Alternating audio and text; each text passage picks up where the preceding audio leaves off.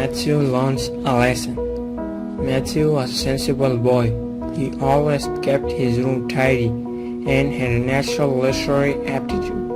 One day, he hoped to have a career in journalism. The adolescent spent much of his time reading and liked having privacy, but his quiet personality hindered his ability to make friends.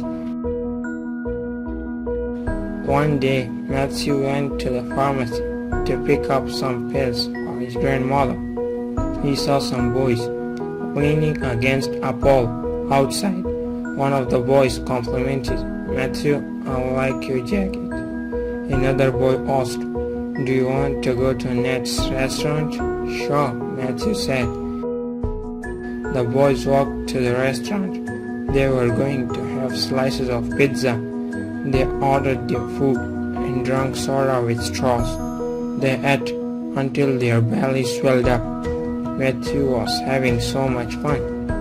One of the boys said, "Let's leave without paying."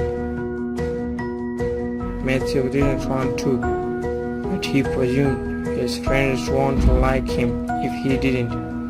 Suddenly the waiter yelled, "Stop!" The two other boys ran, leaving Matthew there alone.